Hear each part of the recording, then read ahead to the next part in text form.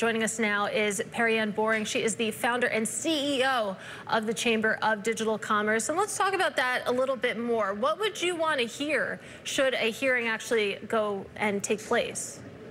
Yesterday's event was totally unprecedented, probably preventable, and it led to a lot of harm.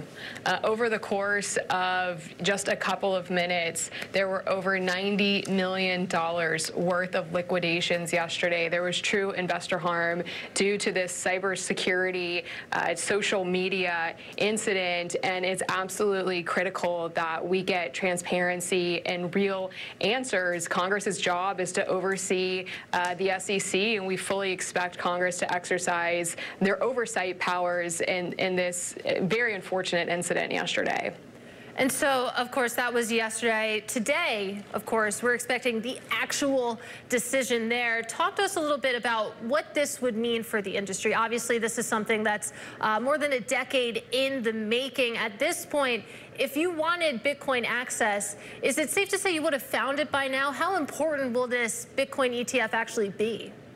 This is an incredible and historic moment for Bitcoin for a number of reasons. For one, it took 10 years to get here. For over 10 years, Bitcoin funds have been working to bring spot Bitcoin ETFs to market, and they were blocked for over a decade. It literally took the industry taking the SEC to court. The industry won, which really paved the way and forced the SEC's hand for the approvals that we're expecting today. So just to overcome that incredible journey of the SEC being charged with being arbitrary and capricious and really bringing to light that they've discriminated against Bitcoin as an asset class is one important victory. But also what's so important about spot Bitcoin ETFs is it allows for Bitcoin to be accessible to so many more people. ETFs are one of the most popular investment vehicles for both retail and institutional investors. Over $7 trillion are invested in ETFs currently. Now people will be able to get exposure and be able to allocate to the best performing asset in the market today, and doing it with the support and the advice of their financial advisors. Because we did not have publicly listed spot Bitcoin products, investors would have to navigate this interesting and different world of cryptocurrency on their own. And now they will be able to be guided with the financial advisory, which is so critical for mainstream adoption. So, Perianne, I am curious about what comes next here. I mean, we obviously know the dozen or so applications out there right now that we're at least anticipating will probably be approved alongside ARK and 21 shares. Do you anticipate, A, that we'll see a material increase in filings post whatever decision we get with the assumption that this is approved? What we expect to see over time as these publicly listed products, spot products, come to market is that the financial advisory will now be a part of Bitcoin. They will now be incentivized to understand how these products work, how Bitcoin works, how the technology works, and to advise their clients on how to allocate best in their portfolios. So over time, we expect to see very large demand on Bitcoin because it is the best performing asset. It was up over 150% last year. It has been the best performing asset in the market 11 out of the past 14 years since its inception. So we fully expect to see a lot more people to become truly educated and empowered to invest in Bitcoin. And this also will pave the way for additional cryptocurrency ETFs over time. What's the differentiation, if at all, that we see, or does that not matter in terms of the different products? Well, Bitcoin is very different than other cryptocurrencies. We already have ETH futures ETFs that are trading and ETH futures that have been trading for years. So the next ETF that we would expect to see would be a spot ETH ETF.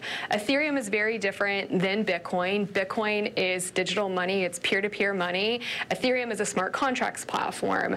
Ethereum also has a lot of competitors. There's many other smart contracts platforms that are all vying to be the key platform. Bitcoin, as digital gold, has won that application. Going bankless, and I don't know, it seems like there's a certain irony that there's so much hype and hopes and dreams pinned to the fact that maybe we'll get spot Bitcoin ETFs. It feels in some ways that it goes against the original mission of crypto.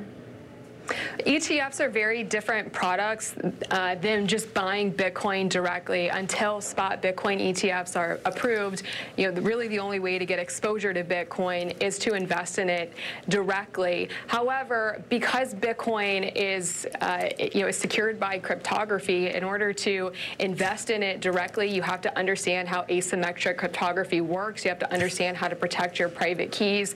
Becoming your own custodian, that is a feat that some people don't necessarily want to overcome, or that's just too big of a hurdle for some investors.